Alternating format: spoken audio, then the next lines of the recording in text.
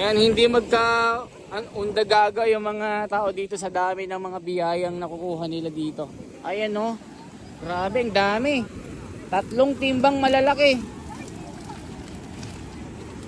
Oh, malaki yakan. Oy!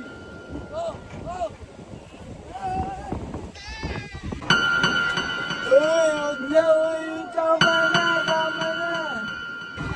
Uy, wag na, uy, tama na, tama na. Ate, magkano na yan? 250. 250 na yan lahat. Hindi, 150. Hindi 150. Mahirap pa manghuli eh. Ah.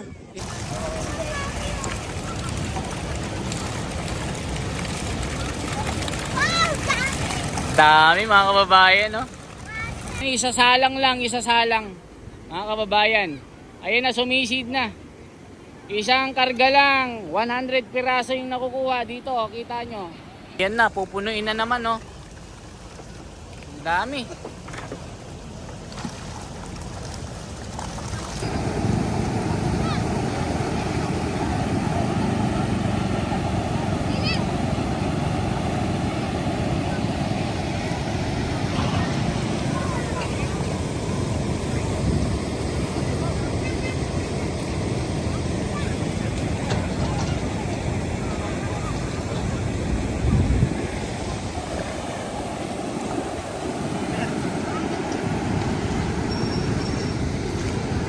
Makikita nyo, napakalakas po ng pressure ng nilalabas po ng floodway na ito.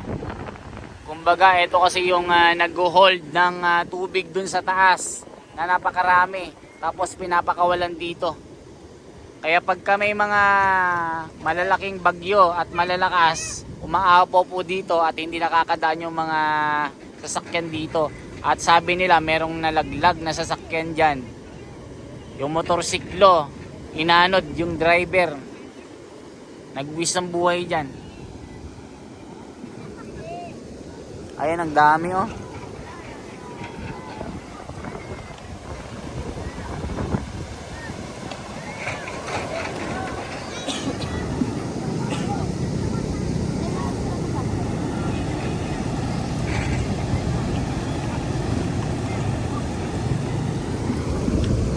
Dami nilang kuha dito mga kababayan. Fiesta po ng mga ayan, traffic na sa dami ng mga namimili ng murang isda dito. Kaka-traffic na sa tulay. Yung mga nagtatanong po, nandito tayo sa Makaiban Floodway dito sa Santa Maria.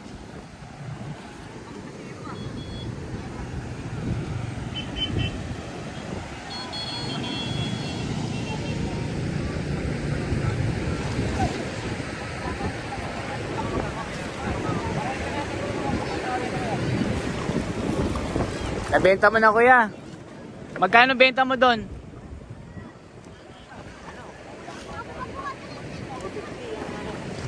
Yung puno ito, puno. O, 250 puno na oh. Isipin nyo, 250 lang. Ayan oh. Ay. Grabe, daming isda. Ayan mga kababayan, nandito tayo sa Makaiban Bridge kung saan grabe ang isdang nakukuha dito. Sako-sako. Para silang may sariling parisdaan dito mga kababayan. Ang daming isda oh. Ayan. Ang dami. Ayan, kung makikita nyo dito, may mga bangus, tilapia, karpa, may dory. May dory na kuya, dory. May isdang malaki. Oo. Cream dory. Ang dami na mga kababayan. May hitong malaki. Ayun, hanggang doon mga kababayan, no? Kitang-kita nyo sila. Isang barangay nagpunta dito. Mura lang yung bigay nila dito. Ayun, isang timba. Nay, magkano nang benta nyo yan sa taas? Per kilo. Magkano ba per kilo? Saan nyo po binibenta? Sa taas lang? Mas maganda doon. Wag dito kasi babaratin lang yan dito kasi nandito yung factory ng isda kasi. Kasi pag dito mura lang talaga yan.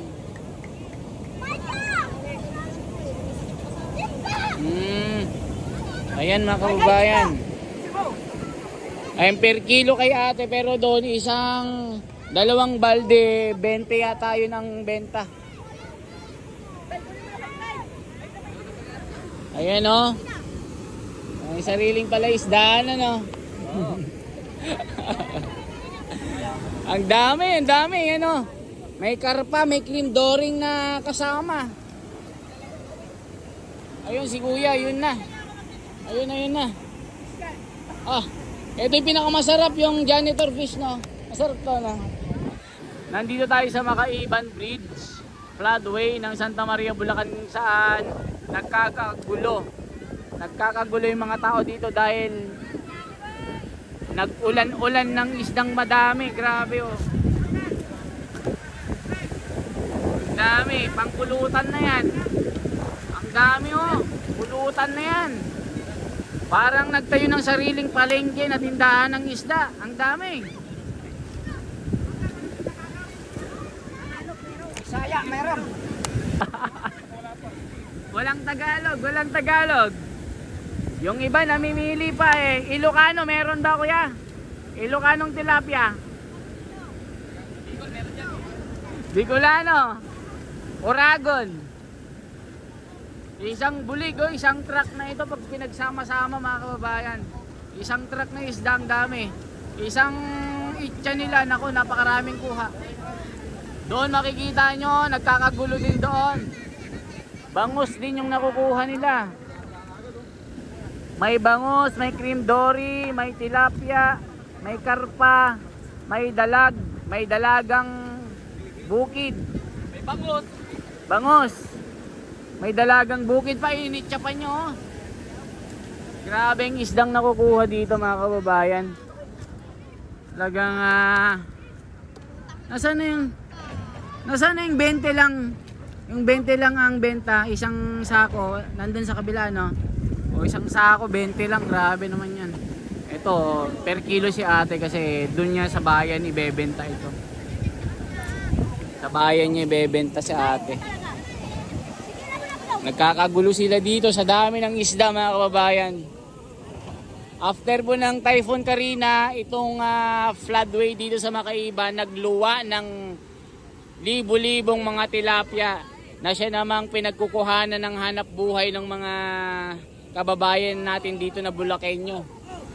Ayan na. Ayan na. Walang iyakan. Oy!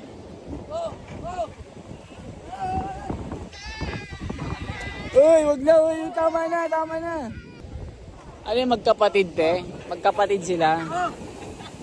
Ganyan ako, pinapalo ako ni kuya nun eh. Mas malaki pa dyan eh. Yung kawayan na buo-buo. Pag matigas yung ulo, pinapalo talaga eh. No? Ang dami. Daming isda.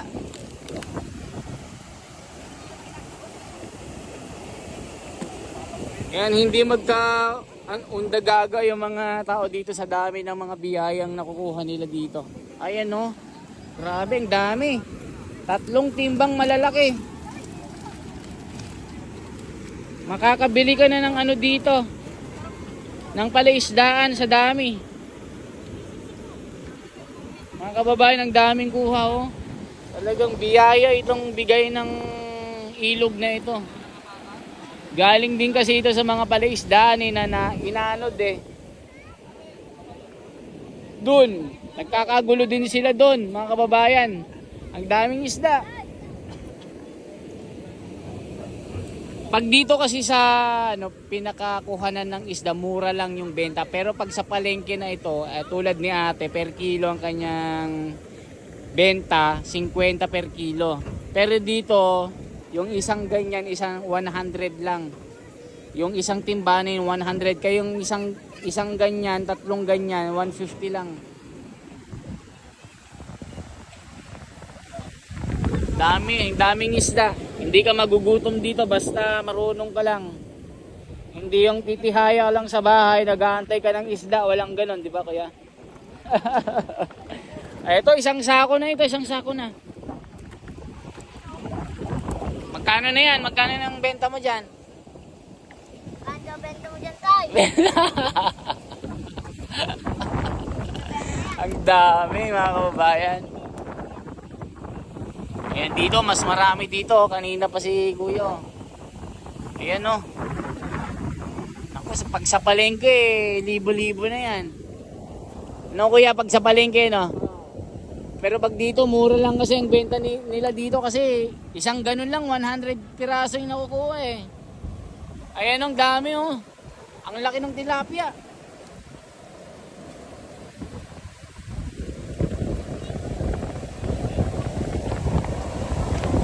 Kaya kung ano ka, nagnenegosyo ka sa palengke, dito ka pumunta, talagang tubong lugaw ka dito kasi sobrang mura yung kanilang bigay na presyo dito. Yung isang timba, 100 lang yung bigay nila. Kasi madali lang kasing makakuha eh. Kung gusto mong magnegosyo dito ka pumunta sa Makaiban, sa Floodway. Sa daming isda, yayaman ka dito kasi murang-mura lang yung kanilang benta eh. Ate, magkano na yan? Ate, magkano na yan? 250.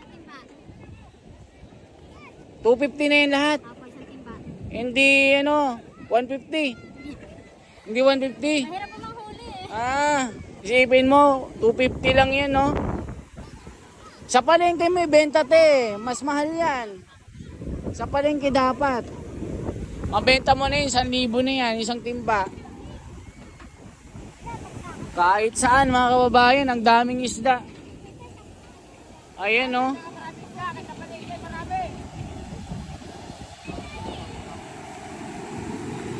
Pag sa palengke yun, mahal. Mga kababayan. Kaya pag dito kayo bumili, maraming dito makukuha dito. Ang dami nila mga kababayan na pag binilang mo ito, nasa sobra 100 yung mga nangunguha ng isda dito.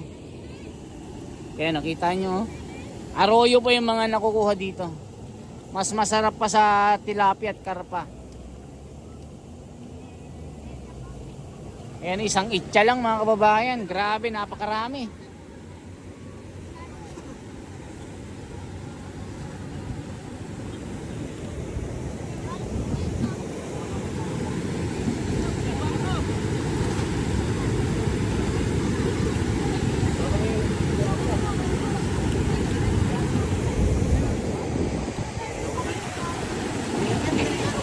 Nung nakaraan, nung panahon ni Karina, mga kababayan, nung nagpunta tayo dito, July 24, itong tulay na ito, hindi madaanan, talagang matindi ito. Sakop lahat yan. Talagang natabunan ng dambuhalang baha ito. Pero ngayon, maaliwalas na kasi si Typhoon Karina pumunta na doon sa China. Doon na nanalasa.